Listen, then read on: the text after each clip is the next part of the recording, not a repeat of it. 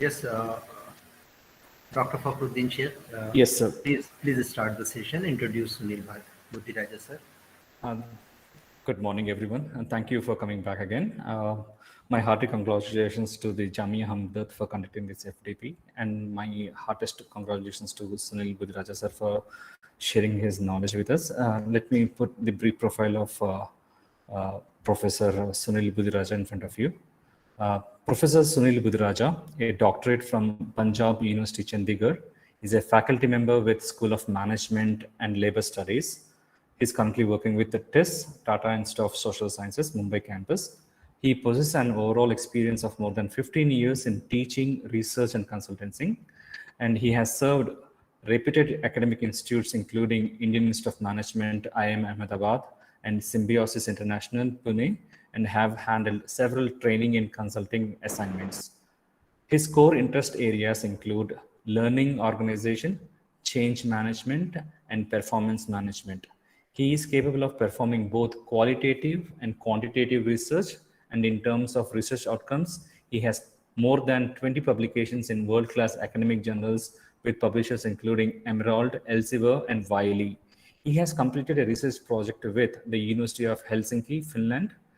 He has delivered several workshops for researchers, faculty members, and corporate professionals. He also likes to work with government organizations and has an exposure of working with some prestigious organizations, including Rajya Sabha Secretariat, Rajasthan Government, Indo-Tibetan Border Police, and Ministry of Finance. Thank you, sir, for taking time out and being with us. And then I pass it on to Professor Sunil Buddhi to carry on. Thank you.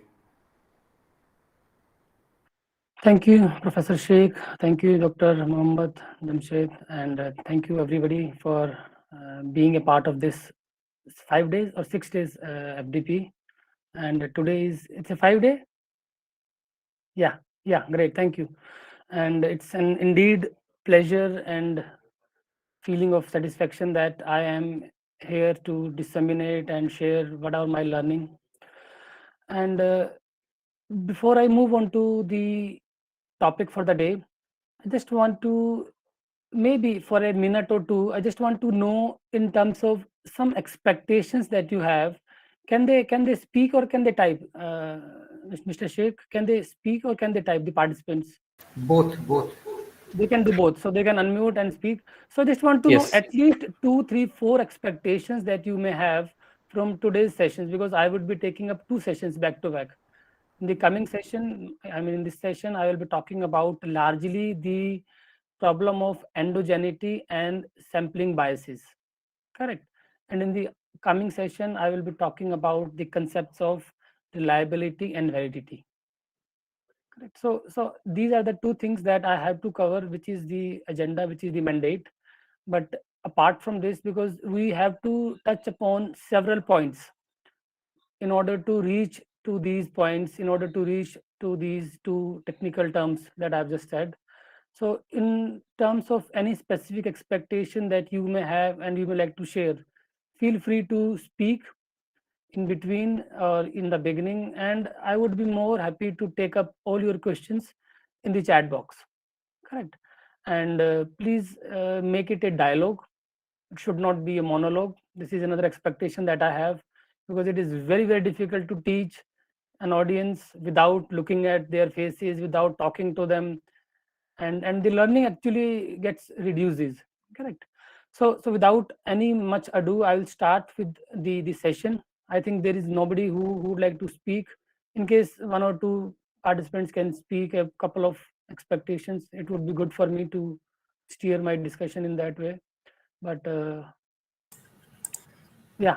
So very good morning. I'm Sonika from Symbiosis Center for Management Studies, and I feel as a faculty the pain when you don't see the students. So I'm here to speak for you. We would love to know the basic concept, because most of us, I believe, are in the journey of doing their PhD or maybe have completed PhD, so want a refresher course. So personally, I want to know this concept, the basic, why we use them and what are their actual use in doing research. So that's what I'm looking for. Thank you, sir. Thank you, Sonika. Thank you, Sonika, for raising your voice and interacting. Yeah, I can see another face. Anybody would like to say something? So I have gathered that you are, apart from the terms, you would like to check your basics or maybe revise the fundamentals. Absolutely, Right? sir. Absolutely. Yes. Perfect. So is my screen visible to all? Yes, sir. And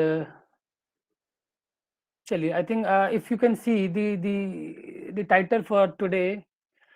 So before I speak, I think there is a message. Which ground we can use? Just hold on. Let me read the message.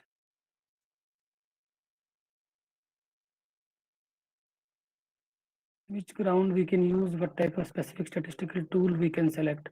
I think it's a very broad question that you are saying, but still I will try to get into that. Thank you for sharing your expectations. So I think we have got 2 hours in this first session that I will be taking, and I'll begin with very fundamental questions. Correct. Since I will be covering about 2 things: sampling bias, and within that it's largely about non-response bias. Correct. And there is a second topic which is more technical. If you are from an economics background, or if you are from behavioral science, so it has a little more technicality. But from the management perspective or from the practitioner's point of view, I think it is more important to understand and see how can we minimize. Correct. So both of these terms which are written on the first slide, they are nothing but they are a kind of challenge, a kind of constraint, a kind of bottleneck for any researcher. Correct. Now, if I have to ask one fundamental question, and the question is, what is the biggest value addition of doing a research? If you have to give an answer in maybe one line. So we all conduct research, we all perform research. So what is the biggest value addition of conducting a research? Anybody would like to share? Quest for knowledge. Quest for knowledge. Perfect. So you are eager to learn more. Perfect. What else? So see, at the end of the day, if your research is being solving problem, Uma Devi says, very good. So solving problem, quest for knowledge, to fulfill research gap, or societal benefits, sir. For betterment for humanity, betterment of betterment of humanity. the humanity, to add something new, to fulfill the existing research gaps. Correct. So I've got about 5, 6, 7 different answers. That Helping suitable in decision deliverables. makers. Perfect. So find out the suitable deliverables to all stakeholders. Correct. So suitable deliverables again is very broad and very subjective. It may have multiple meanings.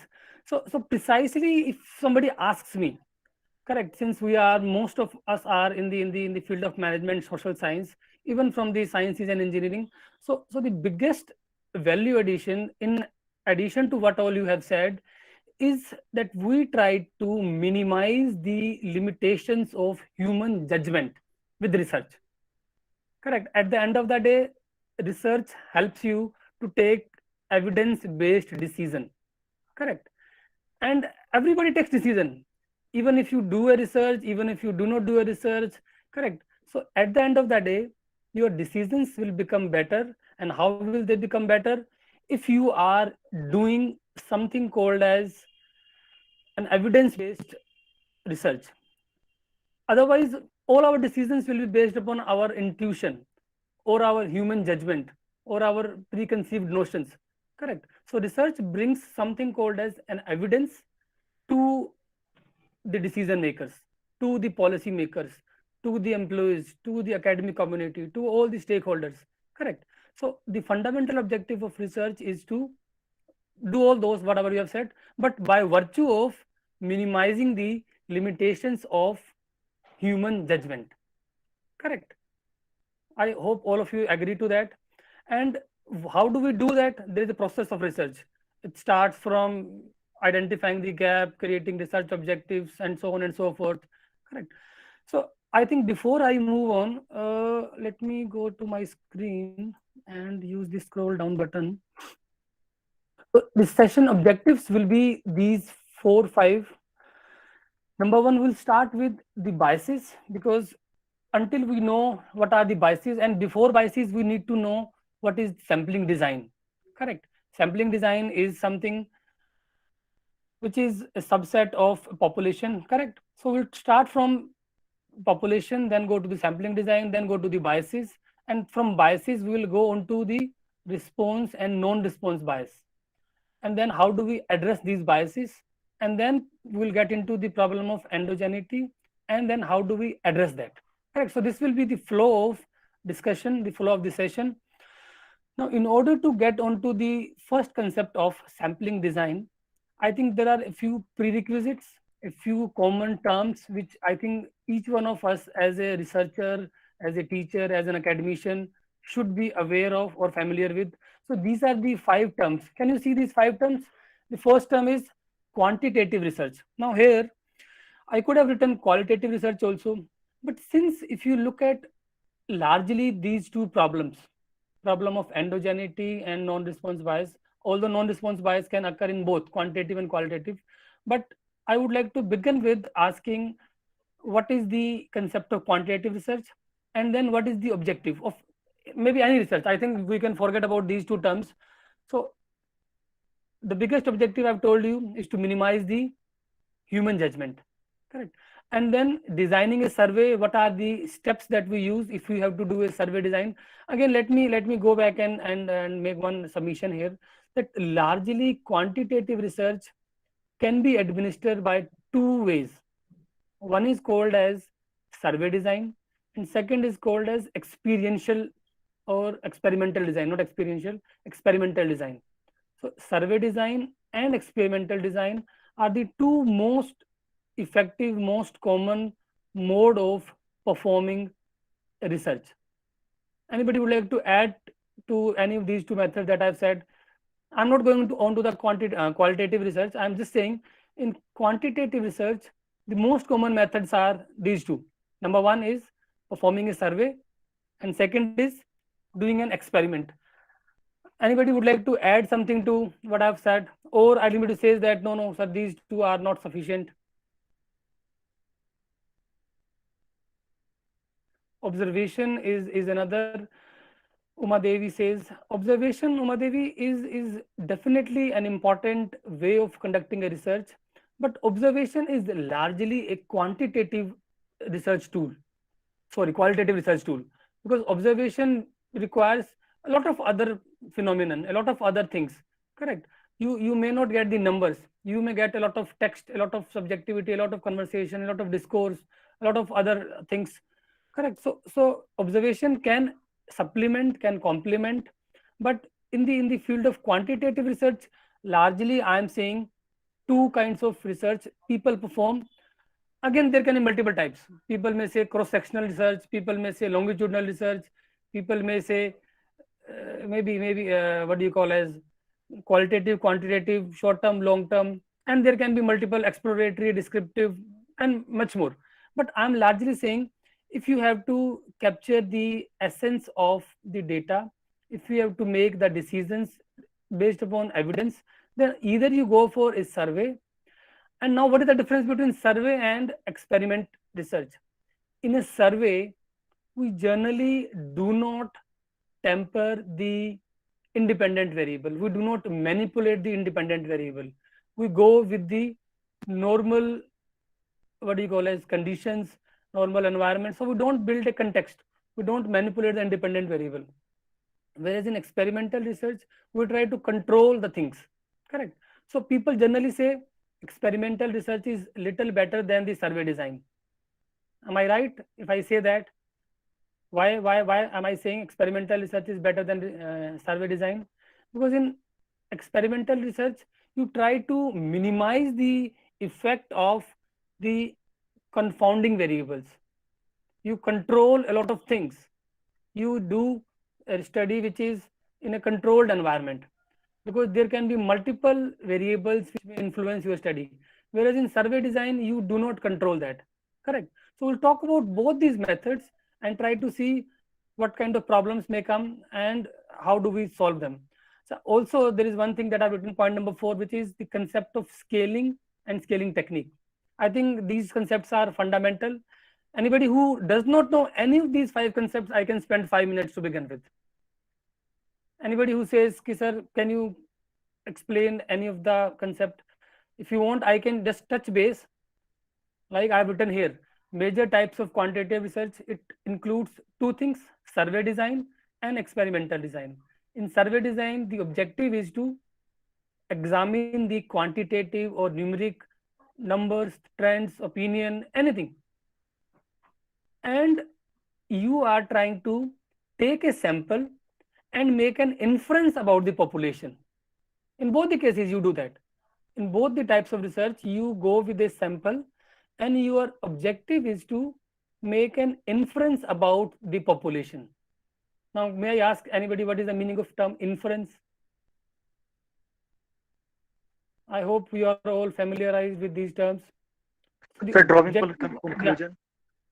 To draw conclusion. Draw conclusion is then what is the inference? Conclusion is It is the result, sir. It is the result.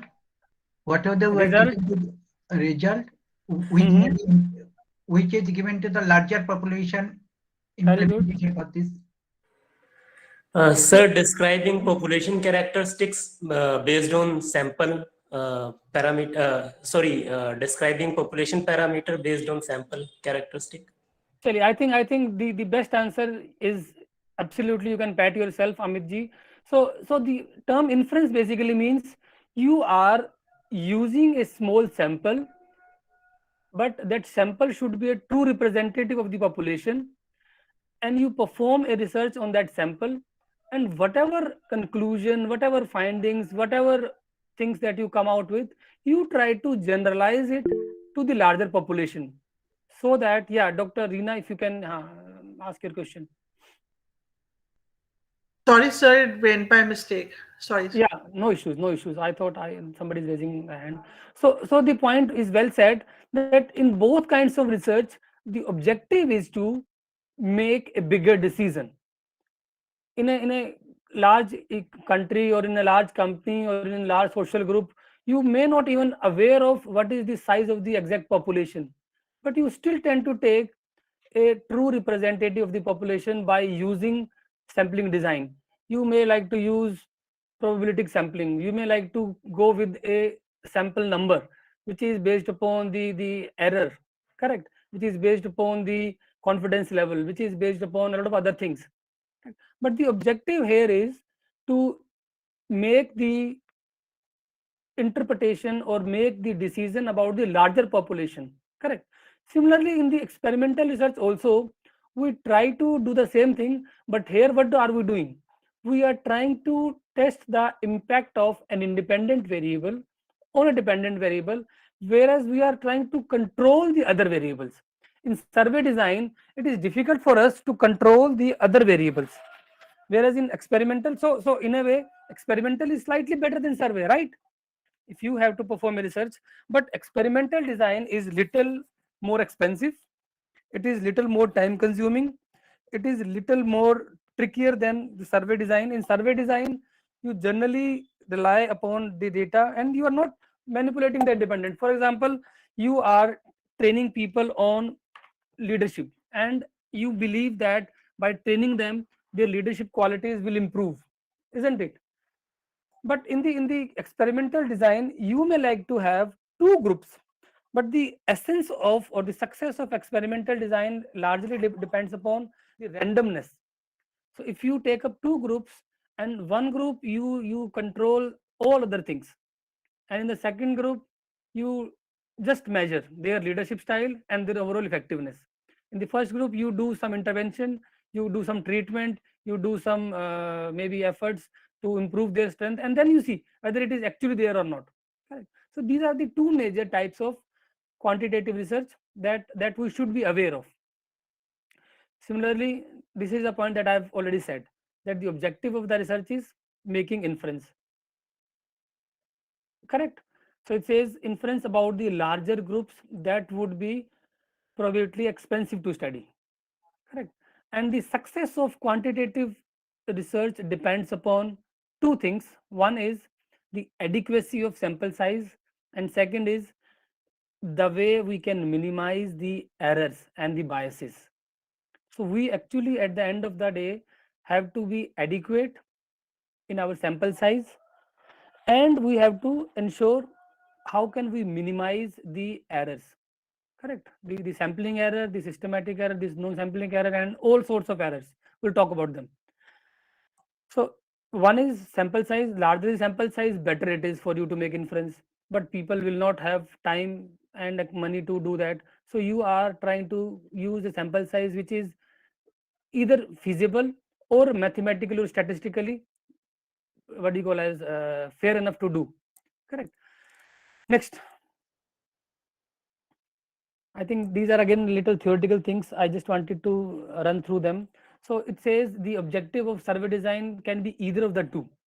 It can either be conceptualization of a construct, or it can be testing some of the existing theories. Correct. So you may have a fuzzy, imprecise construct. Now, people generally ask the difference between concept, construct, and variable. So I think the difference is not much. Concept is something which is much more descriptive or discrete. An abstract is a name which is given to a phenomenon which is little abstract.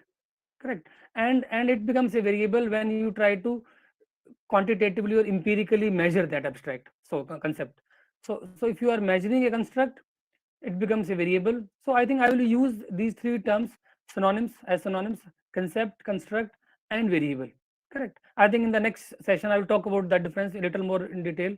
But as of now, it is important to know the terms, that there are some differences, but more or less we can use them as a substitute also.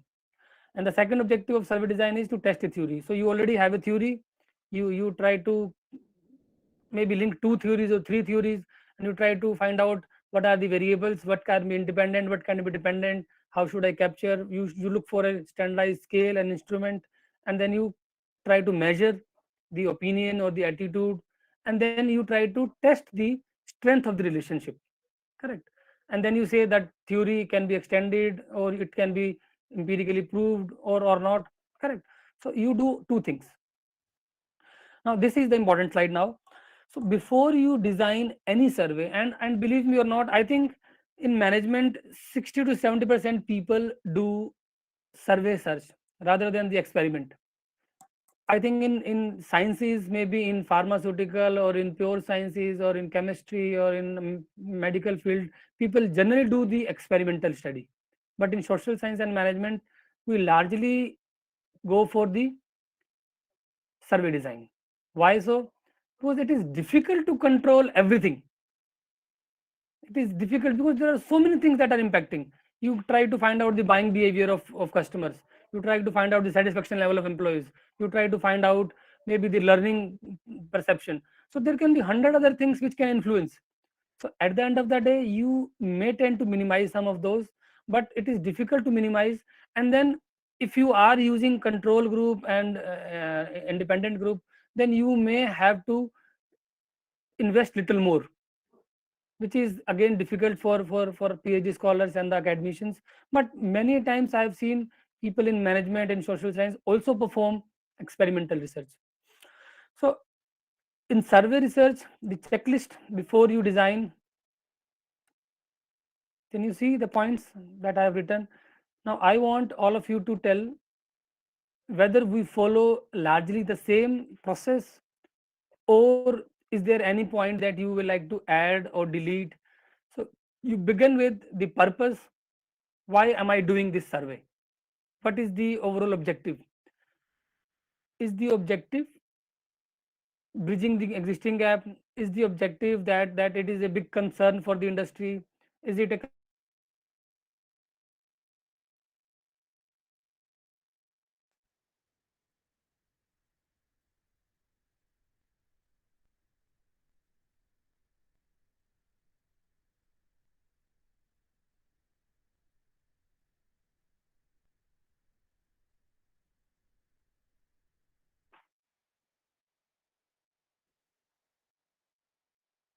Yeah, am I audible? Yes, sir. Yes, sir. There was a network connection. Yes, sir. Yes, sir. You are audible, sir. Perfect. Thank you. Thank you. So this checklist basically is created to make a list of, and then ensure, before we get into a survey design, we have to ensure that we are saying yes to all. Is the purpose defined? Yes. Nature of survey, whether you want to do it in a longitudinal or in a cross-sectional setup. Longitudinal, you perform the survey over a period of time, correct. In cross-sectional, you do it on the same time but across a different set of people. Are the variables properly defined? Because many times people perform their research but the variables are not neat and clean. People have confusion, which is moderating, which is mediating. People may have confusion that independent and dependent. And many times the biggest challenge that I have seen, and again, I'm not saying what I have seen, I have a lot of research evidence. And a lot of researchers have done research, and it's actually said that around 80 to 90% research has a lot of problems with respect to endogeneity. Why? Because the variables were not properly selected. For example, I say y is a dependent variable and there are two independent. There may be a chance that I may be omitting or missing two another important independent variables. Correct. I read one theory. So I said, according to that theory, these two contribute to these three, this third one. For example, leadership. So if I say leader performance depends upon the behavior of the followers or the context, but I may have to add 2, 3, 4, 5. So whatever independent variable I may add, I may still have some error. I may still have the what do you call as the influence, which is contributed to something which is not even calculated. So many times the variables are either not properly defined or we have some omission of the variables, correct. So that is important. And the next is, once you have the variable defined, you go for the instrument, that whether there is a standardized instrument available or I have to create an instrument. After that, you go with the unit of measurement, that how am I measuring. Unit of measurement is basically covered in the scaling technique. I'm sure all of you are aware about 4 basic types of scaling technique. Anybody who would like to say what are the 4 types of scaling techniques? Nominal, ordinal, interval, and ratio. Ordinal, ratio, and interval. Yeah, thank you, Neha. Neha, can you tell me the difference between interval scale and ratio scale? So both are equidistant, but the thing is, in case of ratio scale, it will not start from the 0. Like, for example, the temperature, it starts somewhere from 50, like that. Very good. In the thermometer. So it will not start from absolute 0. So Neha is saying that the only difference between ratio and interval is that in interval you have no absolute 0, but in ratio you have an absolute 0. Correct. For example, if you are measuring the attitude, you say 1, 2, 3, 4, 5. But what is 0? It's not there. Correct. Whereas in the ratio scale, you will always have an absolute 0. But apparently, the good news is that the software does not differentiate the two. If you are using SPSS or any other software, so for them there has to be a 0. The moment you say scale, it will say either interval or ratio. Just to brush up your basic concepts. So then you go for the instrument reliability and validity that we will cover in the next session. And the third thing which is important, the third category, is whether you are aware about the size of the population, because the population size and the characteristics will help you to determine the sample size. And then what is the process of sampling, correct. So these are the things, and then you towards the end you get into the process of analyzing the data. So in a way, I am saying there are 3 major characteristics or 3 major parts of a survey. You start with identifying variables by virtue of theory at the back. Then you try to minimize the error in terms of data collection. And in between you have the sample size, correct. So you calculate that also. So 3 things that you have to take care of. Number 1, your variables must be neat and clean. You should know their definition. You should know which theory they are representing. And then the sample size should be calculated statistically based upon the awareness of population, standard error, and the confidence level. And the sampling should have minimum error. Now I'll talk about what are the errors, correct? So these are the things that I think was important. I think I can skip this. This is just to revise. Dr. Mohammed, I can skip this slide. This must be covered in maybe the earlier sessions yesterday or today. Scaling techniques largely are of two types. One is comparative, one is non-comparative. Apart from the four basic terms that somebody said, you said nominal, ordinal, interval, ratio.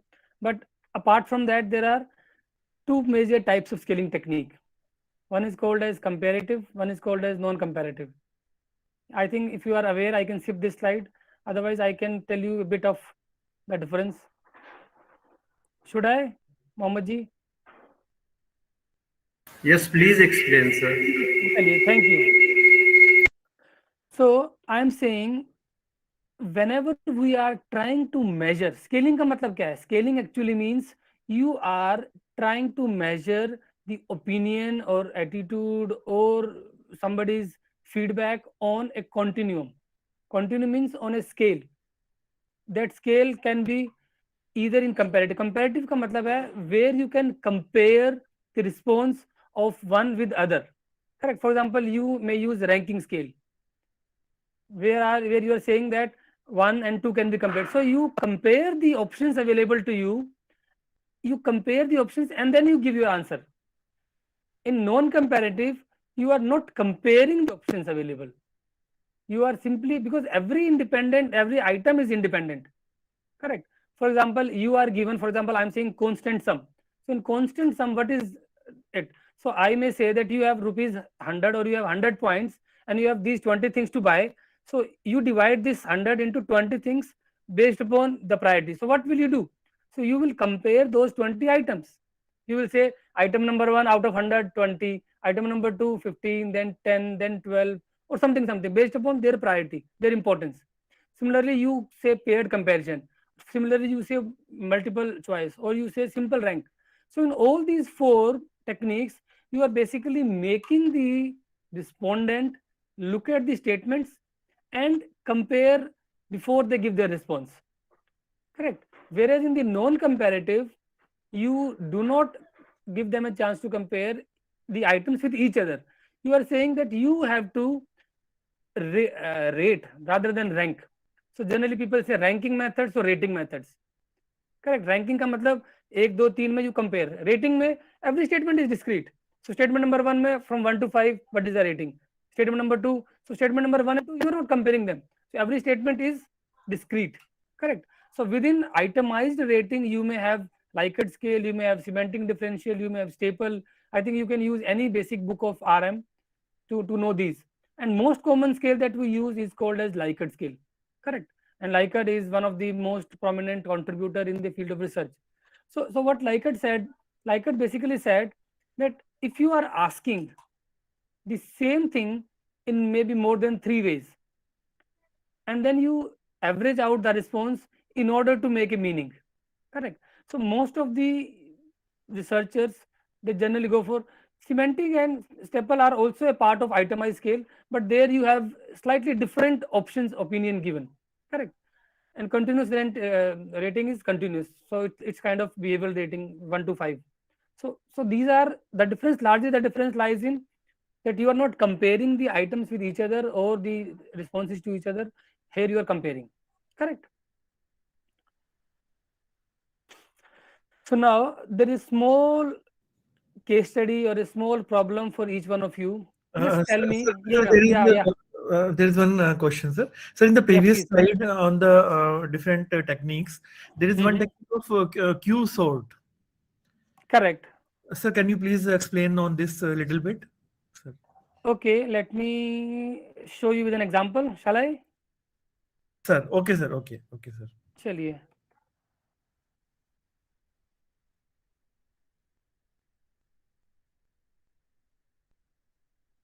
See, in Q sort, let me show you another slide. So basically, what do we do in Q sort? So we sort the items in a predefined groups. So basically, for example, you say that there are 100 attributes of unemployment. Correct. I am working for a company and there can be 100 ways I can measure my experience. So you basically tell your respondents to group them, basket them, sort them in different categories. So somebody will say, I am happy with my boss, I am happy with his behavior, I am happy with his relationship, I am happy with his leadership style. So all those can be clubbed into one category. Somebody will say that the culture is not good.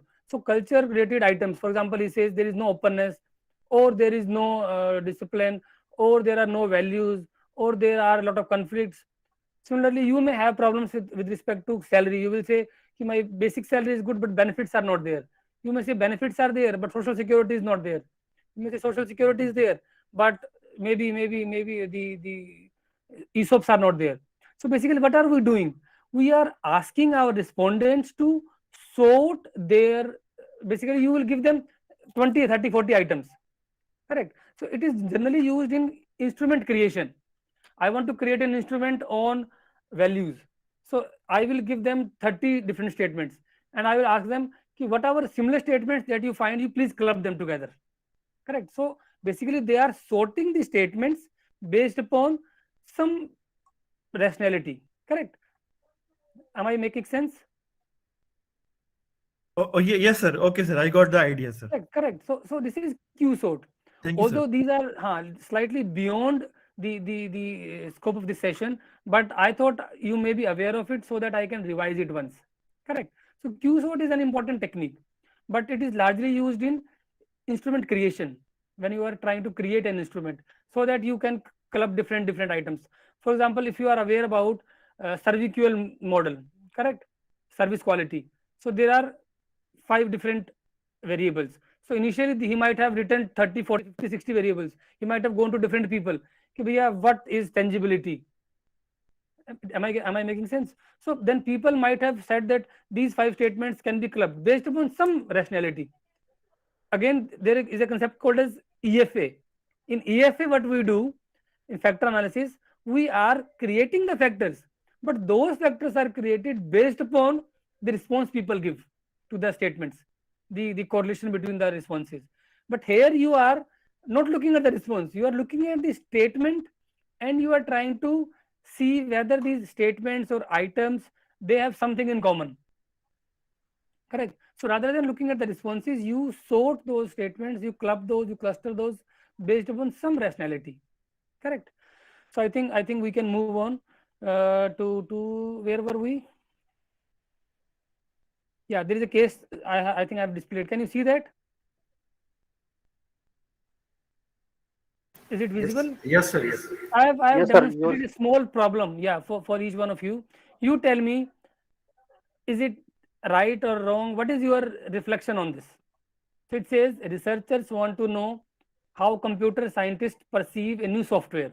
Correct. So there is a community of researchers. So they want to know computer scientists. So there is a pressure that you collect as much data as possible, but you go for a survey method. So in the survey method, they created a questionnaire, and it takes about 1 hour to complete. Then they went to people, and then maximum people said, we don't have time because it is very lengthy survey, I will not fill in. Or some people started to fill in, but they could not complete because the length or some other reason, some other priorities. And then they got some data. Maybe they went to 500 people and they got data from 100. So it says 20% response rate, right? This is how we write in the research papers. So 20% response rate. And then they measured, then they did the correlation analysis, then they do hypothesis testing and everything. And they come up with a finding, and the finding is that the software is bad. Correct. So now the company was made a complaint that the software is not good. Now you tell me, is it a good way, or there is a big flaw in this entire research? So there is a big flaw. There is a big flaw in the research. What is the flaw? The flaw is that the questionnaire or the survey design that we have done is faulty. We cannot make the questionnaire so lengthy that the respondents are unable to complete it or give us the information. It has to be precise and concrete.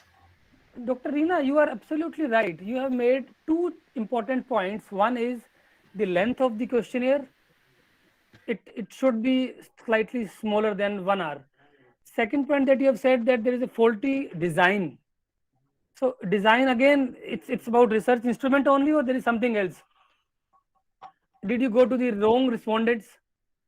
Yes, Is it only you have about to choose the sample should be the representative of the population. So we need to have in the sample the experts, computer scientists who are aware about the software programs. Only then they can give us the information. We have collected data from the entry-level computer scientists who were not even aware about the flaws of the program. So this information would not at all be useful for the research. So I think many of us can resonate with what Dr. Reena is saying. And many of us might have made this mistake. I think I have also made this mistake in the early stages of my career. You have a pressure of collecting data. Low response rate is also one of the flaw. What did you say, Neha? Can you come again? The low response rate. Absolutely. There are multiple problems. One is the response rate. Second is the selection of the sample. Third is the persistence that you made to get the data filled. Fourth is the length of the questionnaire in itself. But the point that this problem is trying to highlight largely is the ignorance that we have towards non-response. People who have not responded, we feel, what can we do about them? People who have filled in the response, we take their feedback and then we do the entire analysis and we come up with the result. We had a target of collecting 400 sample in our PhD. We approached 2,000 people. Out of them, 1,000 did not respond. Out of them, 500 filled the questionnaire. Out of them, 400 were valid. So we say our result is okay. हमको 400 चाहिए, 400 हमने ले लिया. But is this 400 the true representative of the population or not? This 400 are those people who had plenty of time with them. वो लोग थोड़े से वेले हैं, वेले बोलते हैं मतलब they have no work to do. Correct. So these people have plenty of time with them. But as a researcher, I will be very, very happy. I wanted, my guide said the data of 400 must be there. I have collected the data. But whether this 400 now in this same case, people who filled in the response, they were at the entry level. They hardly know about the software. So whether there is a problem of marketing, HR, operations, finance, most of the time we look for easy escapes. We do not go to the right kind of respondents. And when people do not respond, we hardly do much about it. And this is called as non-response bias. Correct. And this is more dangerous, isn't it? Do you think it is more dangerous or not? Non-response bias. Or how many of you are bothered about it? You went to so many people and half of them did not pay attention to your request and you're not paying them. And if you pay them, people say it is unethical. Why are you paying them? Because if you pay them, they may give response in your favor, or whatever result you want, they may manipulate that. So then people create an ethical question mark on that also. So what is the solution? This is a big challenge, isn't it? Yes or no? So the last point that this slide says, because of this, respondents of the survey did not reflect the larger scientist population. Thus, results were unreliable. So towards the end, you might come up with the results, but they will be unreliable because you did not touch upon the right kind of respondents. Now, how do we solve this is the entire next half an hour discussion. But before that, I think these two terms we are all aware of: sampling and non-sampling errors. Sampling errors are those errors which we incur in order to get the right kind of respondents. So the definition says sampling error occurs when the same sample is not the true representative of the population, which means you wanted to go to the, maybe if you are saying marketing survey, you wanted to go to people who are using organic products. But then at the end of the day, you say, कि भैया मैं तो organic product use करता नहीं, but you say you might have heard about it. हाँ सुना है. You will say yes, please भर दो. Correct. Similarly, in a corporate, you may go to the people and you want to get a feedback from maybe some departments which have crucial problem, but these people will not respond. Then you will go to the other department and say, अरे data पूरा करना है, करवा लो. So you try to get the work done rather than hitting the right problem. So faulty selection of the sample, and which is sometimes due to the difficulty in the unit, because at times you have respondents who are leaders. At times you have respondents who are investors in stock market. At time you have respondent who are operation manager. At time you have respondent. So you may have a set of challenge in order to, and then you look for the substitutes. Correct. So this is largely a challenge. Sometimes researchers also make a mistake of wrongly demarcating. He may say that these are different than that, but that demarcation is actually not there, and there is a lot of overlap. So that creates a lot of confusion and a problem. Now this slide, I think I can skip. Again, this is very fundamental, very basic, and I think in undergrad or postgrad, these are the things that are told to people, that these are the types of sampling: random and non-random. In random you have 4-5 techniques, in non-random you have another 4-5 techniques. I'll not talk about this. Okay. So I will go back to the same point of sampling error, and now we'll talk about non-sampling errors. What is non-sampling error? Anybody? Sampling error is based upon the wrong set of samples. Sample is not too representative. What is non-sampling error and where does it come from? Any thoughts? Sir, respondents' biasness. Respondents are biased. Good, good. Achha, what is the difference between error and bias? At times we say error, at times we say bias. Here I have written error, but before I was using the term bias. So for example, respondent want to fill up the questionnaire as per his perception, his or her perception. That will be known as biasness. Yes.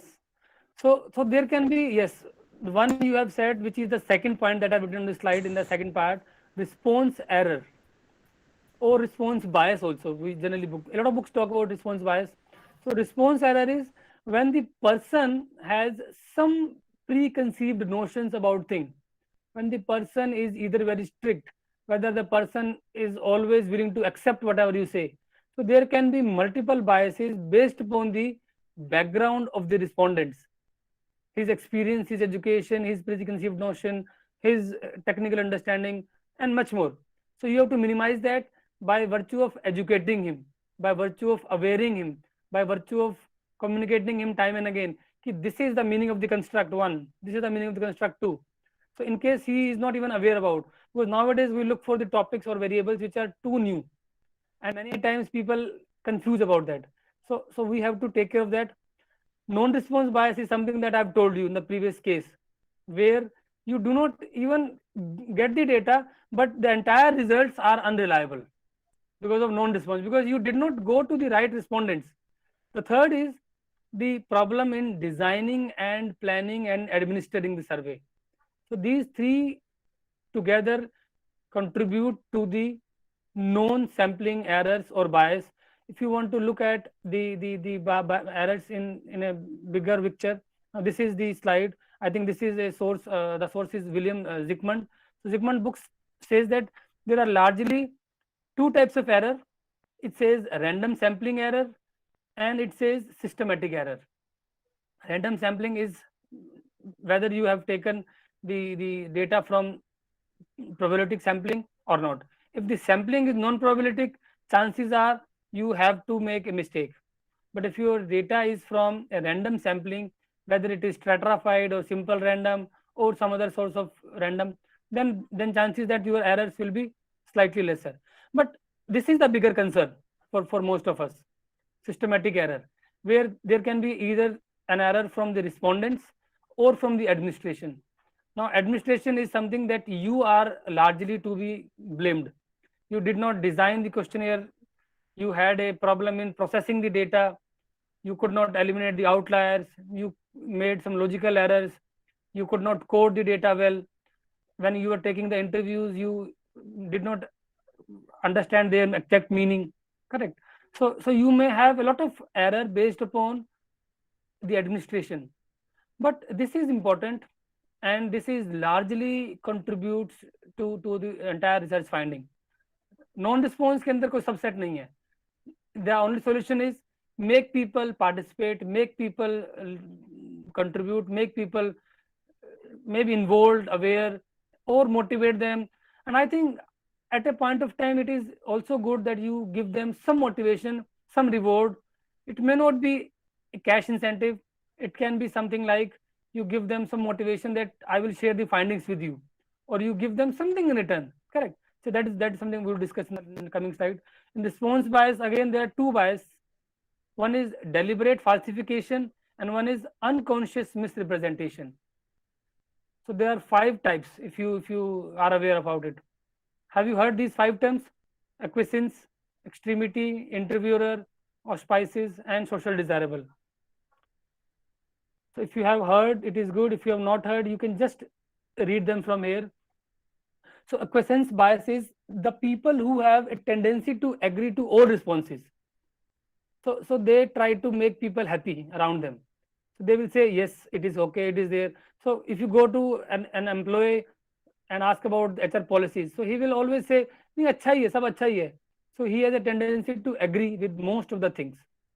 Then there are some set of people who have extremity bias. So they're trying to give extreme response. Some people who in the center, some people have extremity bias. So again, it is a bias. People are too negative about things, people are too positive about things. Correct. There can be because of the religion, culture, caste, and many other facts. Correct. Third can be presence of the researcher. When the researcher is present there, then the person will give a different response. Many times when you keep the questionnaire with them, then they may give a different response. Correct. So you may have an interviewer bias also because of the presence of the interviewer. Fourth is largely dangerous, social desirable. So people want to create a favorable impression. Correct. So whenever you go to any respondent for a survey, the respondent will try to create an impression. If he is available, if he is not available, then it is the non-response bias. But if he is available, then he will try to portray the things which society feels good. So he will create a favorable impression either consciously or unconsciously. For example, you ask him about his performance, so he will always say good. You ask him about his leadership style, he will always say good. You ask him about his spending behavior, he will always say that I am very judicious, I know this. You ask him about time management, you ask him about procrastination, you ask him about anything. So generally people try to create a favorable impression, isn't it? So this is important to understand and surrender, minimize. And then towards the end you have auspices bias, which is a tendency that when the organization is conducting the survey, people feel different. So it is largely related to social desirable bias only. Correct. So these are the biases which are related to response. But if you have seen the agenda for this session, it says non-response bias. So now we have to shift on to the non-response bias. And I've said in the previous slides also, non-response bias is when the survey response falls outside the range of the responses. Correct. So when people do not give their feedback, then it is non-response. So there can be 2 ways or maybe 3 ways. So at times people do not respond to the entire questionnaire, it's a refusal. At times they say no to a segment of the research. At times they do not respond to maybe 1 or 2 items, these 2, 3, 4 statements. So you may find non-response in either an item or a unit or complete questionnaire or complete instrument. All of them have their ill effects, all of them have their challenges, and we have to minimize all 3. So unit non-response, non-participation in one part of the survey, item non-response, 1 item, or people simply say I do not know, people simply say blank, or they say no idea or no, not aware. So these are very common things. And then this adds into our missing data. The moment you analyze the data, if you are using structural equation model or any other high-end techniques, so you have to basically reduce or eliminate the missing frequencies. And this non-response bias will not only create problem with respect to if somebody says I do not want to respond at all, and he is the right person for me, he is the best sample, that then it is creating a bigger problem. But if he says that I want to fill, but he does not respond on to some items, out of 30 statements, 5 statements he missed out, then how do we fulfill that? So we'll talk about that. How do we work upon those missing values? Correct.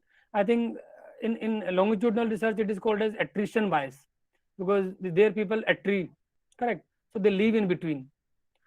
There is a what is called as turn around, or they turn down your request maybe second time or third time. Correct. So I think these are very, very basic things. I said non-response bias refers to the mistake one makes. I think same thing I have repeated here. And this problem will largely be associated with missing frequencies and missing values. Now my question to you is, there are two problems with non-response. One is people say no to the entire questionnaire, then you look for a better respondent. But if somebody fills in 80%, 90% of the questionnaire and then 10% is not filled in, what do? Do you drop that entire response? Any thoughts? And this problem largely comes when you do an online survey. When you are there physically, you may verify it. कि भैया ये दो statement बच गई हैं, please fill it up. These are the two statements, these are filled up. So you may like to explain them and tell them. But when it is either virtually or on a telephone mode, then chances are that there is some item non-response, and then you will end up with missing value. And if you say the entire data, 30% is missing value, and then it will not be good to approach any high-end techniques. You may not go for the convergent validity, or you may not go for the structural equation model or path analysis.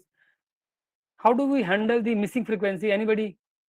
Sir, if the data is like missing for less than 30% of items, representing one particular construct, suppose we are measuring the customer trust and customer loyalty, and 30% of the items, less than 30% of the items, if they are missing, then we can include the data in our analysis, and we can use one of the techniques for substituting those values. Like we can use either the mean or the average value to substitute or to include that data in an analysis.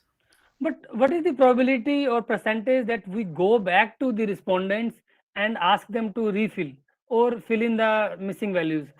Yes, you can use there are multiple methods to substitute the missing values. I think a couple of people said that we can use the average or the mean score. That's one of the options. But if the average does not work, for example, it is data on nominal or ordinal scale, then what do? On interval ratio, you can take the average and fill it. But if the data is nominal or ordinal, then what do? Nominal data है, आपको उसका gender नहीं पता. So can you say mean 1.2? 1 is for male, 2 is for female. No, we can mention in our analysis not sure, not sure, or something like that. Those who have not filled it. Correct. So then it creates a bigger problem. So the best way is to get back to him instantly, immediately. And there are other ways also. There are proactive measures.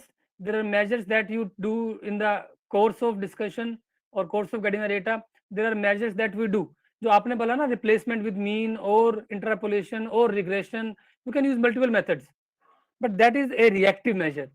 So there are proactive measures. When you design a questionnaire, design it in such a way that people cannot go to the next statement. Everything is compulsory. Yes, sir. In online, we can make it compulsory, but if it is offline, there is a possibility of respondents skipping few questions. Absolutely. So which means that there is a big need to analyze the reasons behind non-response. Correct. So what are the reasons? Is it difficulty level of the questionnaire? Is it the length of the questionnaire? Is it the sensitivity? Is it too vague questions? Or is it the person is too occupied? So we have to analyze, because if you look at this diagram, it says the population had only 10 people who were in favor and 90 who were in against. But in the sample you got all 10 who were in favor are your sample. So which means you will say 80% people are in the favor. But overall population mein to gadbad hai na. This is the case where the entire response is missing. But the second problem is more dangerous, or maybe equally dangerous, where they hardly fill 80%, 90%, and you go back to them. Correct. So I think it is important for us to understand the reasons. The reasons largely are 2, 3, 4. So these questions we need to ask ourselves. Whenever we do a sample survey or we do a pilot survey with a sample of 30, 40, 20, so we have to ask, why are we not able to reach the right respondents?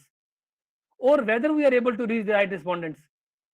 Correct. So if yes, it is okay. If no, why?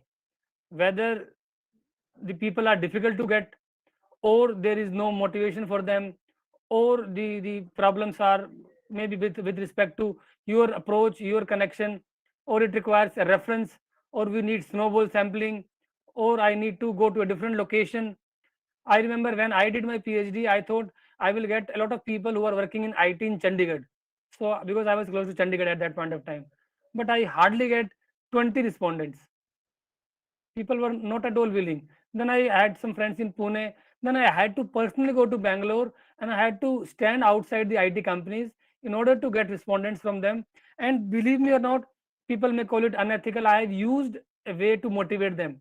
I gave them surprise gift, but after they filled in the questionnaire. So I gave them some pen drives. Correct. So all these things were used to lure, to motivate, to excite, to engage, and to get to the right respondents. Until you are going to the right respondent, you are going to get a unreliable findings. Correct. And then third question is, why do the respondents not perform the right tasks? So there can be 3, 4 sections or 5 sections. In some sections people may not. Correct. In some sections they may. So look for those statements that are creating hindrance or problems or psychological barrier, and then try to replace or eliminate many times, because we generally surrender ourselves to a lot of standardized instruments which are maybe conceptualized in foreign maybe industries or foreign context, and then we have to ensure that we are not using the exact same, but we may have to customize something, but then it should not lose the sanctity. I think move on. So these 3 questions, and again there was a simple example, I think I can skip that. So what are the proactive measures? I said there are 3 measures. Proactive measure says send an informative advance letter. So please tell him in the beginning that, sir, there is a research that I am doing, madam, there is research I am doing. So information, if there is an information to be given, so make him aware, make him knowledgeable about the research that you are doing. Then a small incentive. I think if you look at this book was written by Fowler Research Sage Methods, foreign author. So in foreign author, he may say small incentive is good, but some people say no, right in the advance, if you give them incentive, it may not work. But in the foreign countries, in the Western world, a lot of people work upon cash. You give them some money in advance, and then you go to them multiple times. If there is a missing data, if there is a clarity required, if there is a maybe confusion, ambiguity, then you go back to them multiple times. But this point to me is little ambiguous. Sometimes people say that it is not the right technique or right way to get the data. Then people outsource at times things. Again, I may slightly agree, but if you outsource, you actually are losing upon many things. When you go and physically get the data field, you look at their body language. Somebody said in the beginning, observation. So that observation actually triangulate the findings. Correct. So that observation is important. In what mood he is feeling in. Is he feeling out of compulsion or out of interest? If he is feeling out of compulsion, is he going into social desirable behavior or not? Is he asking for some clarification or not? Correct. So you have to effectively and accurately present the objective of the study. Now it is very important. If you see researchers, the first page that they write, the introduction, where they introduce the respondents to the problem or the variable, they tell them the objective, they tell them about the anonymity of the data, they tell them about why should they fill it in. Correct. So you have to ensure that your introduction is important and precisely written. Make sure the respondents will not be threatened by the task or the uses of the data that they will provide. So make sure that you win their confidence. Make sure you tell them that there is no misuse of the data. You are not going, and many times people generally ask for their name and their age and they'll ask for maybe 20 demographic variables. And when it is about analysis, they hardly use 5 out of them. And then when I ask my students and my scholars, why are you asking 20 things? They say, zaruri hai. But whether they are making it in the findings or in the analysis, hardly. So make sure each of the question that you are asking is adding value to the analysis. Correct. Have effective interviews, so that's important. Teach interviewers to listen to respondents and tailor the. So this is in the case of qualitative data. When you are going to the community, going to the respondents and talking to them, getting their subjective feedback. Second thing that you should do is you should tailor your survey instrument. You should tailor it with respect to the community, with respect to the context, with respect to the background. So many times Indian respondents may not like the foreign researchers or their instruments.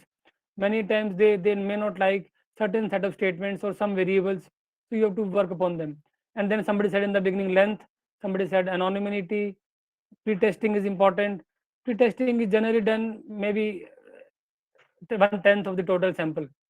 So if the sample is 400, you may go to 30 to 40 people, and then go to, I think, both the groups, the academic groups as well as the industry groups, so that you have both kind of feedback. The academicians may give you certain other feedback other than the flow of the questionnaire. They may go to the theory, they may go to the alignment and other things also. And then you have to communicate, make sure that you are, I will advise physical pen and paper, but nowadays we generally rescue onto the virtual. Even if it is virtual, make sure all the statements are either compulsory. Should not happen that they are maybe answering their responses based upon their choice or their opinion. I think this is done. During the data collection, the actions that we can take is, you can generally go for this voluntary response. The moment you say mandatory, then people go on to any of the biases. Correct. So the moment you say mandatory, social desirable will come, impression management will come, or they will say extreme responses. Correct. So or they will not fill the response, they will say central tendency also. And then you have to monitor and continuously support the respondents in the data collection. It is not his responsibility to understand, it is your responsibility to make him understand the entire questionnaire. And then the third is mode of data collection. Now this is important. The post-mortem, the reactive measures, the measures that you take during the data analysis or after you get the data. So these are the 5 types of problem that you may get. One is called as missing frequency that I have discussed. Then you may get outliers. Then you may get improper codes. Then you may get some logical errors. Whereas, for example, you may have said, if you agree to this, then fill the part B. But he was disagreed and he still filled the part B. So there can be some logical errors also. Or there can be some cases of category merging. So you may have initially a 7-point scale, then you may go for a 5-point scale, or you may have 5-point, then you may go for 3-point scale, something like that. So you may use those towards the end, but largely we have to handle the first and the second, missing frequency and the outliers. Now in the missing frequency, again I have said initially that what do? People said we will use mean or we'll use the average, but there are multiple options rather than average. If it is nominal or ordinal data, the best option is you go back to the respondents and ask what is the exact answer. Otherwise, if you go with the mean or the average or with your subjectivity, you are going to make a mistake. Correct. If it is the rank, then you have, if it is maybe comparative scale, ranking scale, then you know which rank is missed out. So you fill what are missing rank. Or there were 10 statements, you have to rank 1 to 10, he has filled 1 to 9, so only 10 is missing, so you write 10 only. Correct. In the ranking scale, it is still easy. In the interval scale, you may go for mean, but in the ratio scale, the general advice, the textbook which says is, you generally go for the imputation method. Are you guys aware of the imputation available on SPSS? There is a direct imputation. You can do the analysis of missing values.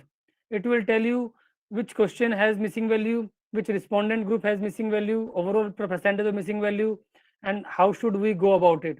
There are 2-3 ways also. So normally either you use multiple imputation or single imputation, and within, if you have to replace by mean also, you may have a mean of the series, you may have mean of nearby point, you may have a mean of a category.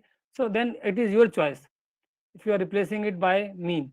So whenever you are imputing or substituting, you have to ensure whether you are going for mean or interpolation or regression, and within regression whether you are going for single imputation or multiple imputation.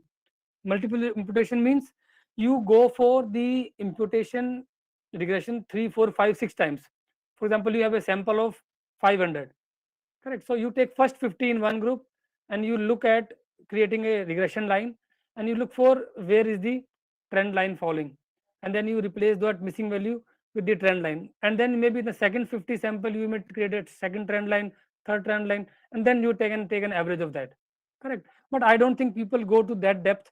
People generally go for either substituting by mean or average, mean of category mean or series mean. If at all they go for the regression, correct? And I think both these techniques are easily available on SPSS. If you are familiar with that, I can show it to you, but I think we don't have that much of time. We have to go to the next problem also. Still moving on. Any doubts so far? Is it good? Any observation, any doubt?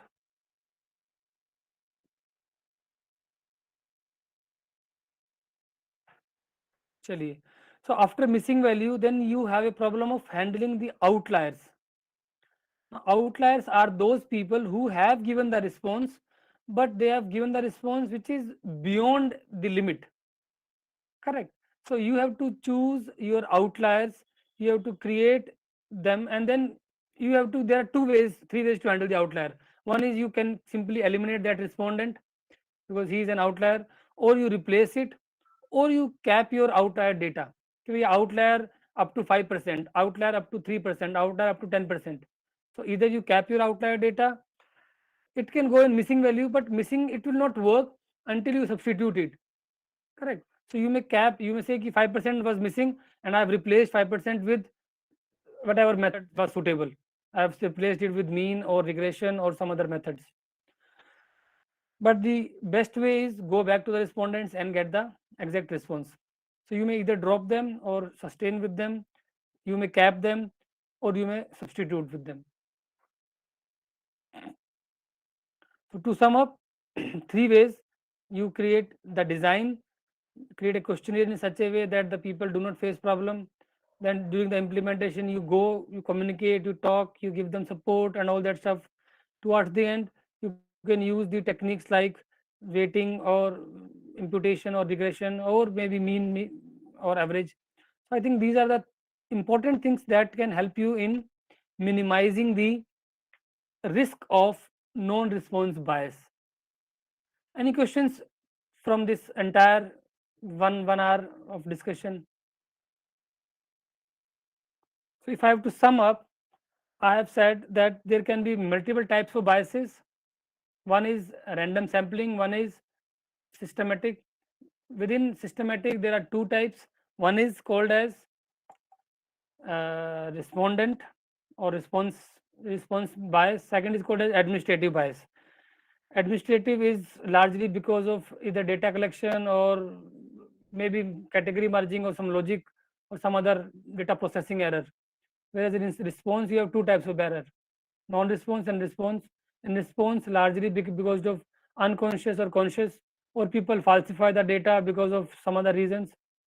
Non-response, people tend to ignore largely. Non-response is something people tend to ignore, but I think it is important for us to find out why people are not responding and then find out what are the ways. If it is total non-response, find the next best person to respond. If it is partial, then try to replace the missing. If it is very minimal, then you may use certain techniques blindly also. Shall we move to the next topic?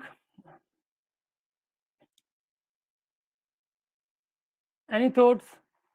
Actually, I think I can move on to the next topic, which is more technical. How many of you have heard this term Endogeneity. How many of you have heard this term, endogeneity? Any thoughts? Endogeneity, how many of you have heard? Anybody from economics who has done econometrics or OLS regression? Anybody who knows all the assumptions of OLS? There are about 7 assumptions that generally most of the books talk about. Endogeneity. Actually, I think before that, I'll ask you a few questions. Can you see the first statement? It says, sleeping with one's shoe on is strongly correlated with waking up with headache. This is a claim made by the researchers. Do you think it is factual? Second claim for teachers. Teachers' salary was linked to the hike in the price of the liquor. Third, sales of the ice cream were associated with the death of people by drowning. Number of tattoos were correlated with likelihood of motorcycle accidents in US Army personnel. So these are the findings of well-established researchers, all 4 of them. But do you think these are the actual associations or actual causes? These 4. Do you think teacher salary hike can be linked to the price hike of liquor? No, it sir. Will never. But then researchers have claimed sale of ice cream. So think about why they have come up with these peculiar findings. Sleeping with one shoes leads to headache in the morning. Why? Can somebody give me an answer why? Sales of ice cream, people drowning. What can be the reason of these associations? So their own experiences, which may be very, very subjective. There means whose? The person who are claiming, or the researcher who are claiming all these statements. Okay. Sir, I think there is spurious correlation between these items, but it doesn't make any sense. So, Reena madam, you have said a very, very important point, spurious relationship between the variables. But why does that relationship comes, and why do people get a victim of this? Sir, your second question, teacher salary was linked to the hike in the price of liquor. It is mean that teachers' main contribution to educate the people. That means it's correlated to the price of liquor, and because price of liquor, it means when the people are getting to the too much quantity of that is the inverse relationship is there. That means quality of the teacher means given to the produce the quality human beings in the nation. But when the price of the liquor, that means some relation should be there. No, one thing I have to clarify, this is not in Indian context, it is in Western context only.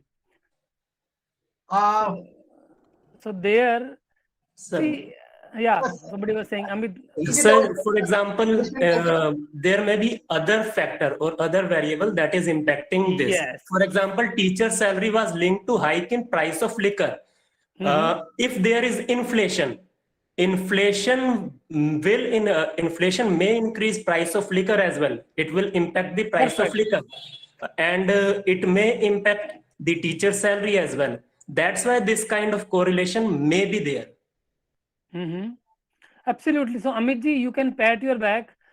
In not only all 4 points that I have made, there is one thing in common. I think Dr. Reena has also said it rightly, spurious relationship. So in all 4 of them, there is a third variable which is linked to both these variables. And because of that third variable, both these are coming as association. For example, in the first case, it is somebody who is drunk. He will not remove his shoe. So he will sleep with his own shoes. And then he will get up with an headache. So drinking habit is a third variable which is responsible for this relationship. Teacher salary, it is inflation. So salaries are also increasing, price of liquor is also increasing. So they both are not at all there is a relationship, but there is no causality. This is the point. Third, it is in the month of summers. People increase more ice cream. In the month of summer, people go to swimming, so they drown more. So there is a weather which is responsible for both these. And in the fourth, there is something called as personality trait, which is responsible for both. So basically, there is a third variable. If I have to draw a regression equation, so y is equal to a plus bx. So x is independent, y is dependent. But if there is something called as z, which is causing x and causing y both, but we do not study z, and we try to create these claims, and we end up saying that ye बढ़ रहा है तो यही बढ़ रहा है, ये बढ़ रहा है तो यही बढ़ रहा है. So is it right or wrong? It is completely wrong. Correct. It is completely wrong. Now I will show you one research paper that's the core. I will share it with you on the group. So this research paper that I have with me, it is a paper which talks about no, Indu जी, वो seller बीच पे हो या ना हो उसका कोई लेना देना नहीं है. सिंपली सी बात है, गर्मी के मौसम में कहीं पर भी सेल कर लो, सेल्स तो बढ़ेंगी, और गर्मी के मौसम में लोग स्विमिंग करने जाएंगे तो डूबेंगे. हम नहीं कह रहे कि जिसने खाई है वही डूब रहा है.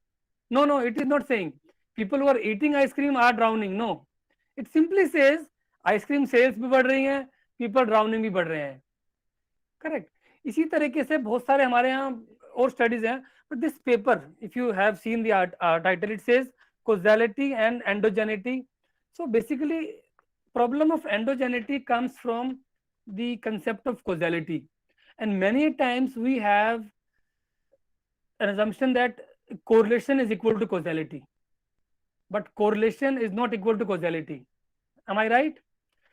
Correlation को हम causality मान लेते हैं without knowing what are the differences between the two. Now I want, other than these 3, 4, 5 respondents, if somebody else can tell whether they both are same. I said no, they are not same. So what is the difference between correlation and causation? A and B can be correlated. So A goes up, B also goes up. B goes down, A also goes down. But it does not mean A is causing B, or it does not mean B is causing A. Most common example is सुबह मुर्गा बोलता है तो हम उठते हैं. So it doesn't mean कि मुर्गा नहीं बोलेगा तो हम नहीं उठेंगे. The rooster will not create maybe the sunrise. So there is sunrise which creates both the things. We get up and the rooster also comes. So some authors may claim Y is associated or related to X, but some author says X causes, X predicts, X influences, X is an antecedent, all these things. So we need to first of all understand the difference between correlation and causation. So if they are correlated, definitely with one change, second will also change. But it does not mean that one is causing change in the other. Anybody who can tell me the difference? Yes, sir. Yes, sir. Yeah, Dr. Dina. So causation is like something causes, one variable causes the other. Okay, for example, if we want to do a study on does smoking cause cancer, so we are going to find the cause and effect relationship between these two variables. That is causation. One causes the other. Whereas in correlation, it is just an association between two variables. It can be a positive correlation, it can be a negative correlation. Perfect. So basically, there are 3 conditions of causation which have to be met. 3 conditions. If you look from the top, it says causation is an asymmetric relationship, whereas correlation is symmetric. Symmetric means correlation के अंदर there is no independent and dependent, whereas in causation one has to be independent, one has to be dependent. So it's not symmetric, it's asymmetric. In correlation it is symmetric. Correct. Correlation में 2 variables can be correlated by sheer coincidence. Dr. Ina said it's spurious relationship. So, but the problem that comes is when there is a third variable X, which is causing both X and Y. This is the case that I have given you in the previous slide. That X and Y, there is a correlation, but there is something called as X. Now in this paper, when I read this paper, there is a very beautiful podcast also, if you get a chance. So it says basically the person made an experiment. He threw a disc in the air and there was a big noise. With that noise, the disc broke. Again, there was a disc, there was a noise, disc broke. So 50 times he did that experiment. 50 times out of 50, 49 times there was a noise and there is a break in the disc. So the conclusion was that noise is causing the breaking of the disc. But there was a hidden variable, somebody with a rifle at the back. So rifle becomes Z. So this is the rifle which is causing A and B or X and Y both. Rifle से ही आवाज आ रही है, rifle से ही disc shutter हो रही है. So shattering of the disc and the noise is created by the rifle, but people assumed the problem is that there is a noise. Because of that noise, it is, so there was only correlation, not a causation.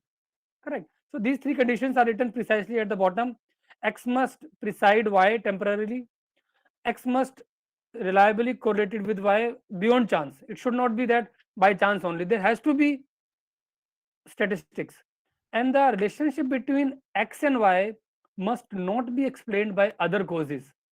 ये जो है ना third point, ये बहुत difficult है. And this third point is nothing but the third point ऊपर वाला जो Z हम बात कर रहे हैं. So X and Y का जो relationship है, it should not be explained by other causes. And this is where I told you, whenever we perform a research, identification of variables, you know, X and Y are nothing but variables. So we may take X1, X2, X3, X4, 4, 5 independent variable. But there can be a fifth variable, sixth variable, seventh variable, which is causing Y. So until we find all these variables, we cannot predict Y until we find all X's, X1, X2, Xn tak. But we may at the end we do 4, 5, 6 independent variable. So then we have to say that the error is there and we give the rest of the variation in the Y to the error term. I hope people are making sense out of what I am saying. So now endogeneity has come from the term endogenous or end. If you know the regression, there is something called as exogenous or regressor, endogenous or regrent. So exogenous are the independent variables, endogenous are the dependent variables. So the problem of endogeneity comes when the independent variable is highly correlated with the error term. Now Y is equal to constant from plus A1x1 plus error. Correct. Y is equal to constant plus A1x1 plus error. So the moment I say A1 and error are highly correlated, there is a problem. Did you get my point? That means the variable X becomes endogenous rather than exogenous. So we were saying that X predicts Y. So X is exogenous and Y is endogenous. But the problem of endogeneity comes in when X also becomes endogenous. So हमको X का वो part जो error term से correlated है, we have to remove that part. Correct. So in endogeneity, we have to basically remove that part of X which is highly correlated to the error term. Are you getting it? So there is a lot of stats, a lot of economics in that. But as a layman, you just understand that you say maybe, for example, you say health insurance is responsible, or maybe you say health का जो आपका insurance budget and health insurance claim, they have relationship and positive relationship. But आपका जो health insurance का budget है, it may be predicted by many other variables. And if your independent variable is related to the error term, then problem becomes bigger. Correct. Now these are the assumptions of OLS regression. Now all these assumptions you may or may not be aware of, but these are the assumptions whenever we learn any maybe t-test or ANOVA or regression, all these assumptions are to be fulfilled. Correct. And this is the last point that I'm emphasizing more upon. This causes the problem of endogeneity. Correct. There are problems like autocorrelation, multicollinearity, heteroscedasticity, similarly endogeneity. So these are the problems largely which are derived from the assumptions of OLS regression. OLS stands for ordinary least square. In OLS regression, we try to minimize the residual. Correct. अब हमारा basically point क्या है? If we have less number of independent variable, the residual can be managed. But if you have more number of independent variables, we may have problem in managing the residual, but we are making the right predictions. So in a way, I'm saying ki try to find out as maximum as independent variable as you can. If X is causing Y, then look for X1, X2, X3, X4. If you are omitting X2, X3, X4, then these omitting variables are going in the error only. Did you get it? So जो भी आपका independent variable omit हो रहा है वो error term में जा रहा है. और अगर उन दोनों में correlation आ गया, then you will have a problem of heteroscedasticity. Sorry, endogeneity. Now, endogeneity क्यों होती है? उसके consequences क्या होते हैं? I think before this slide, I should talk about what causes. This slide talks about 5 points. Can you see these 5 points? Omitted variable, omitted selection, simultaneity, measurement error, and common method variance or common source variance. So the first most common cause of endogeneity is you are missing out on some important independent variables. There were 4, 5, 6 variables, but you only have taken 1 or 2 in account. And since the error term is now given more weightage, there are chances that they may have some interconnection also. So try to use as much as independent variables as you can use. Second is omitted selection. So many times you go to the wrong respondents. For example, the example I've given is education and earning of women. You are trying to find the relationship, but you went to the women who do not even earn. So the selection is omitted. So you went to the wrong kind of respondents. The third cause can be the problem which is X causes Y and Y causes X. So there is a circular relationship. Simultaneity we call it. For example, leadership style impacts follower feedback. Followers feedback impacts leadership style also. So whenever you say, I want to predict leadership style, I have to predict or I have to calculate followers feedback. But if the relationship is two-way, then again it can cause to endogeneity. Similarly, you may have a problem of measurement. Now it is very common. You are not measuring the independent variable precisely. The instrument that you have used or the interview that you have taken or the data that you have, that's not giving the accurate. So the moment it is not accurate, then again, so all these problems basically are increasing the weightage in the error term, which is causing a problem.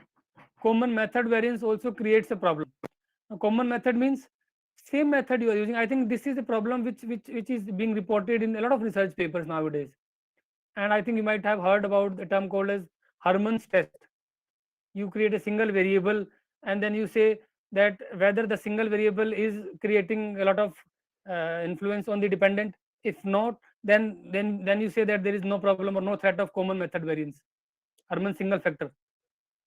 Correct. So there are multiple reasons of endogeneity, and the most common is omitted variable, omitted selection, simultaneity, measurement error, and common method variance. Correct. Now I am sharing this paper. I will upload this paper. This paper talks about all these variables with a lot of economic or those regression equations. In case you know the regression or you know some economics, it will be very, very interesting, and it's not that difficult to understand these. Now endogeneity is the consequences kya hai? Now in the consequences I have written 5-6 points. Now it says basically, number one, it's not a problem which can be dealt very easily. It's a bigger problem. Correct. Why is it a bigger problem? Because you are omitting a lot of independent variables. And second is you have to basically measure the same thing using different what do you call as equivalent variables. Have you heard of the term called as instrument variable? Anybody?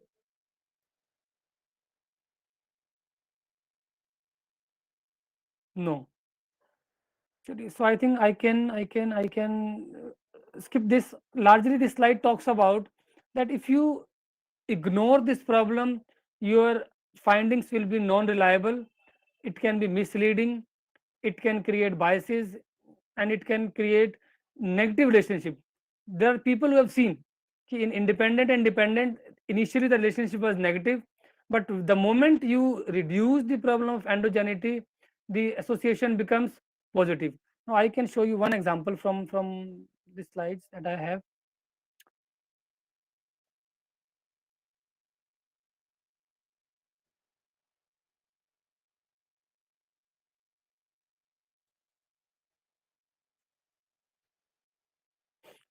Can you see this slide? So there is a small example that I have written here. Now here basically the researcher wants to study the factors influencing medical expenses. The medical expenses is your dependent variable, and the factors are health insurance and age, illness, income, or other independent variables. Correct. So you have captured the data on all these variables and you created a regression equation, and the equation has given you some results. Now in this case I will request you just to avoid this second and the third column, just look at the first column only.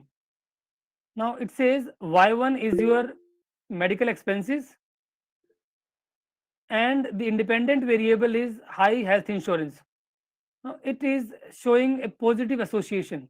You see this value 0.075. So basically I am saying is that y, which is the dependent variable, is the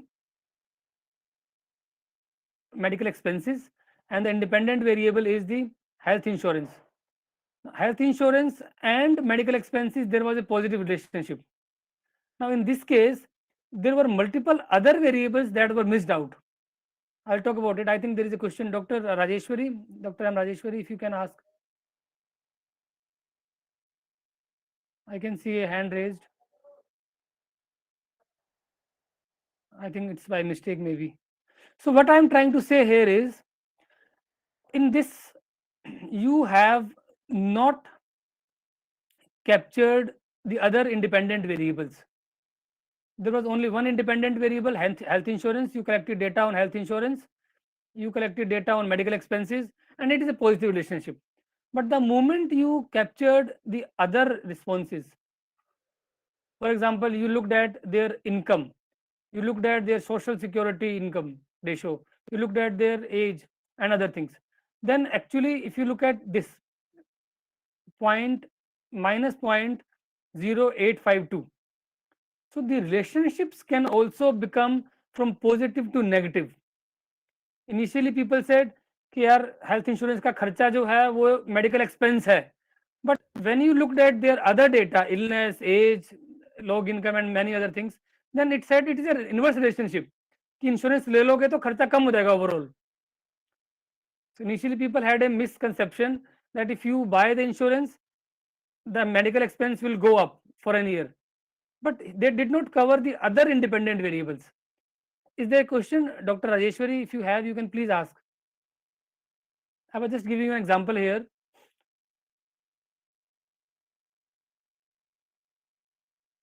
Is there a question? No. So now what I'm saying is the problem of endogeneity can be minimized by doing three things. The first is performing an experimental research design. In experimental research design, what are we doing? We are largely minimizing the effect of other independent variables. So जब बाकी independent variables का हमने effect minimize ही कर लिया, so chances are that they will not create a problem. Correct. So you have controlled a group on certain things. So in that case, the chances of endogeneity will be bare minimum. Correct. The second technique, which is more statistically proved, is called as creating instrument variable. Instrument variable talks about creating a similar variable. Now, in the instrument variable, the biggest challenge is to find out. For example, I am measuring independent variable. So, is there any similar variable which is very, very close to that? And can I measure that? And that variable should have no correlation with the error. Did you get my point? So, you may say that I am getting a problem of endogeneity and I want to now minimize it or remove it. So, in that case, the advice which the people from economics give is that use an instrument variable. Instrument variable basically says that look for a similar kind of variable which is a substitute of x, but it is not related to the error term. Now, the most difficult problem is that you have to find out an instrument variable. Correct. I think I have given one example also. Let me go on to the slide.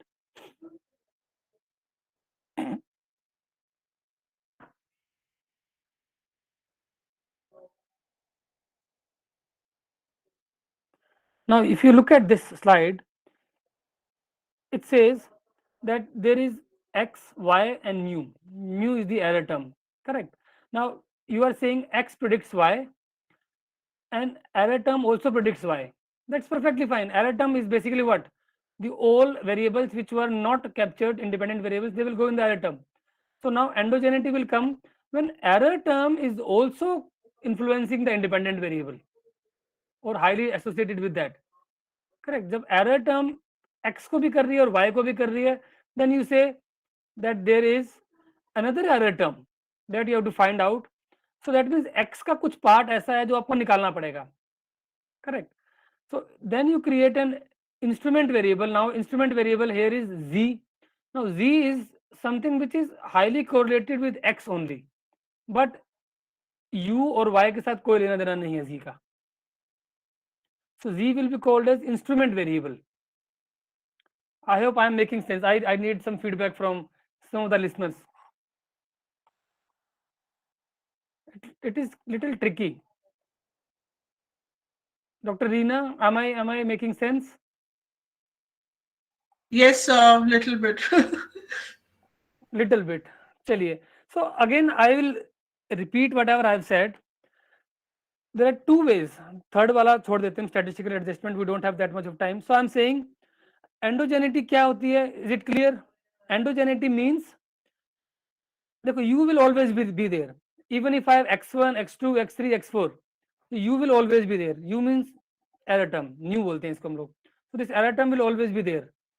So even if I have x1, x2, x3, but the problem comes of endogeneity comes in when this error term is also correlated with the independent variable. नहीं होना चाहिए ना. अगर पांच, अगर हम ये बोलते हैं कि तीन independent variable हैं और तीनों आपस में correlated हैं, then we call it as, if there are three independent variables and all of them are correlated, what do we call it? Multicollinearity. For that, what do we use? We do something called a stepwise regression. Remember, stepwise regression में करते हैं कि पहला variable कितना percent कर रहा है, second कितना, third कितना. Since in that we have clarity कि these are the three independent variables. So 1, 2, 3, and अगर 1 और 2 highly correlated and then we try to remove 2. इस केस में हमारे पास independent variable एक ही है, but जो error term है that is highly related to the independent variable. तो इसको कैसे हटाएं अब? तो एक तरीका तो वही है कि look for the omitted variables कि x2, x3, x4 आपने जितने omit किए हैं सबको यहाँ डालो ताकि वो discrete बन जाए values. But the second option is जो मैं आपको बता रहा हूँ instrument variable. So you create an instrument variable which is z. You identify, which can be measured also. So you identify an instrument variable which is z and which has association with x but not with the error term. उस z को फिर आप measure करो और उस z से पहले आप x को निकालो, फिर x की value पहले equation में put करो. So you use that z to find out the value of x, then x will become x cap. then that x cap will be fitted in the first equation. If I go up a bit,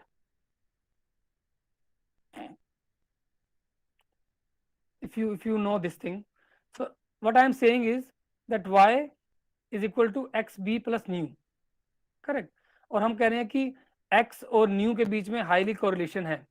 Endogeneity is when one or more explanatory variable are correlated with that term, but OLS कहती है नहीं होना चाहिए. So हमने इसी equation को हमने क्या लिखा है अभी, y is equal to xb plus nu, हमने लिखा है y is equal to y2 cap और y2 comma beta1 x1 cap beta2 plus mu.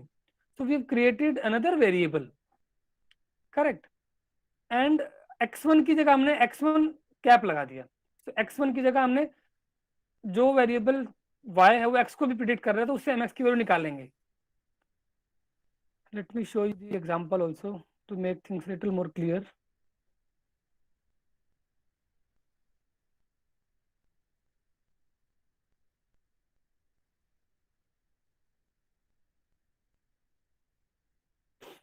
इस केस के अंदर जो मैंने आपको दिखाया अभी, सो एसएस इनकम रेशो जो है ना, नीचे वेरिएबल दिख रहा है आपको, so this SS income ratio is an instrument variable that was initially not there. You can see this is hyphen, it was initially not there. So ये 4 वेरिएबल्स थे, age, illness, log income, but social security जो था ना एक variable, वो missing variable था. So social security is a variable that we added, and based upon social security we calculated the value of x again, because this is contributed to x also.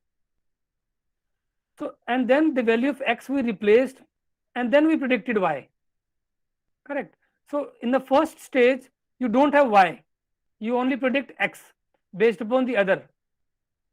जब x की value आ गई, then with this x value then you predict y, then you actually see what is the actual impact of all the independents on y. So in this case if you see 2 SLS बोलते हैं इसको, 2 stage linear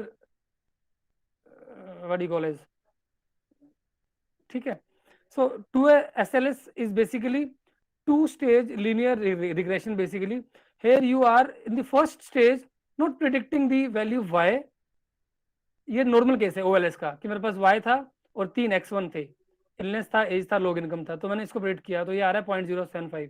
but in the second case I have used an instrument variable called as SS income, and with that I have first predicted the value of x, then x becomes x cap, so मैंने x की जगह x cap रखा यहाँ पे, and then I predicted the value of y again.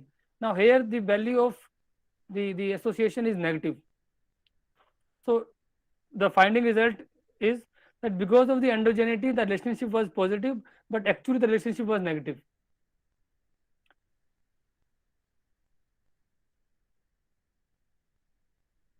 थोड़ा सा और इसको theoretically अगर आप समझना चाहें, so what are we doing? So we are trying to minimize the problems created by omitted variables. So हम एक omitted variable को add कर रहे हैं अंदर overall, ठीक है ना. Or the best way to minimize endogeneity is you use the experiments.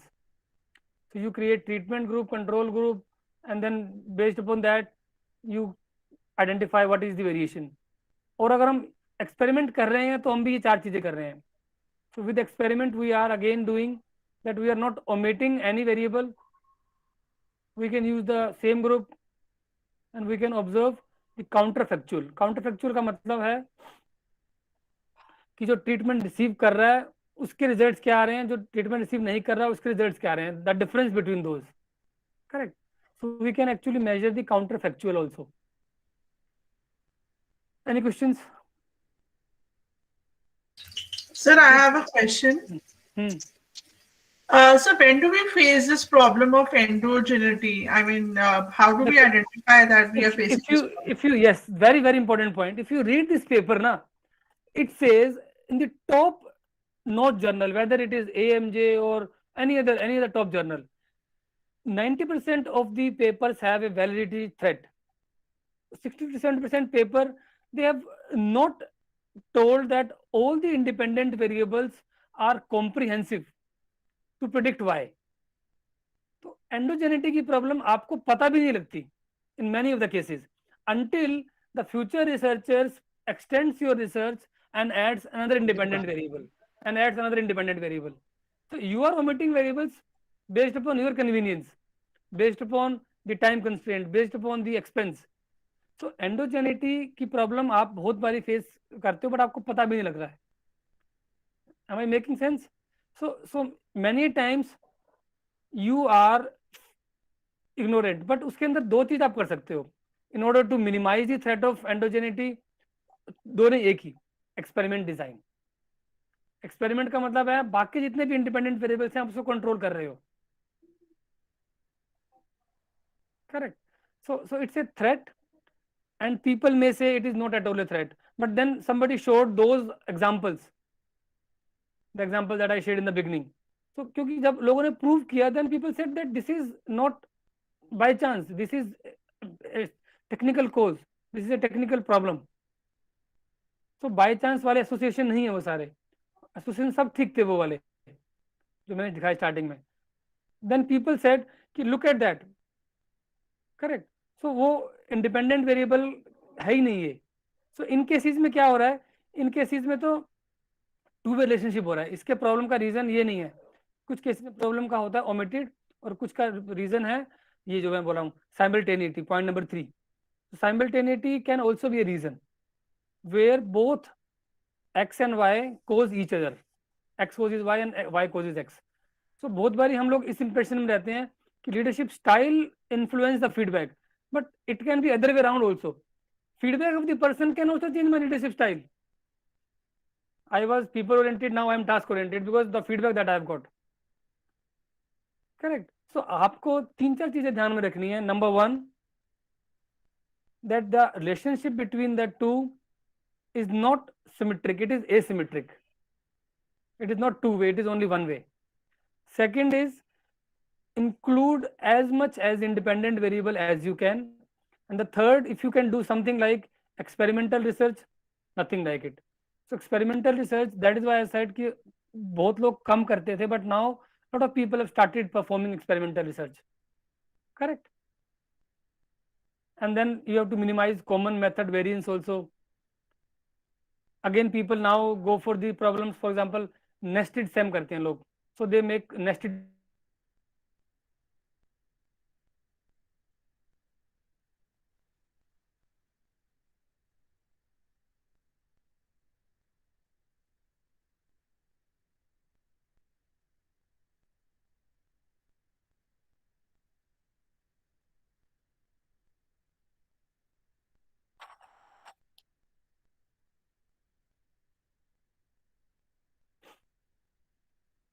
Am I audible now? There is a connectivity issue.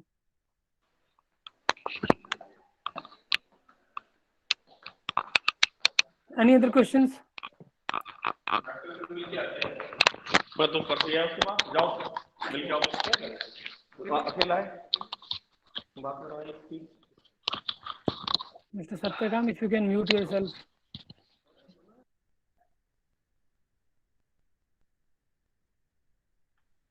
Yes, in case there is any other question I can take up, I would be happy to answer. मुझे बार-बार देखता था मैं.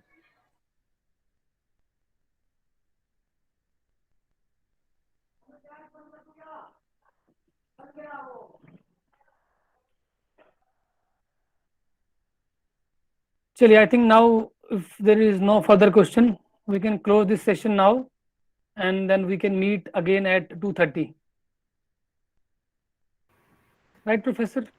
Yes, Dr. Sunil.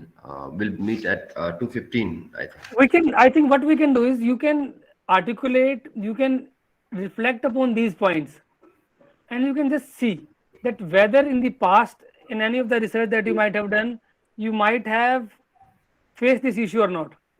Because I am saying that these are the only two independent variables which are influencing the dependent. But did you miss out on something? Or did your selection was wrong?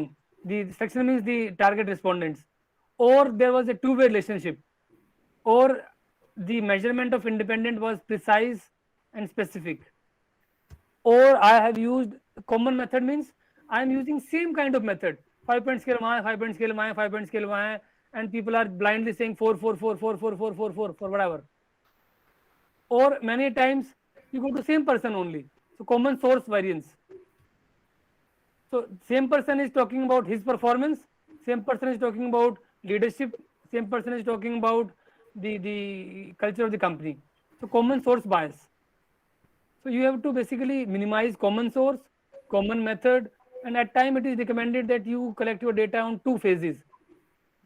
At time interval 1, you collect half of it, time interval 2, so that people are not in the same mood and same kind of unconscious bias. Correct.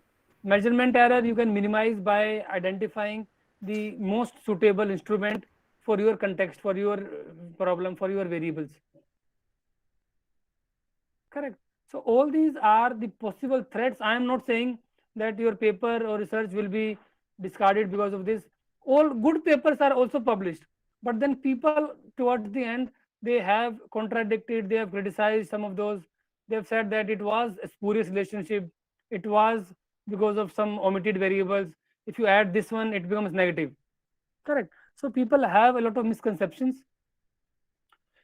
Let me look at the chat box in case there is any question there. I can see some messages popping up on my screen.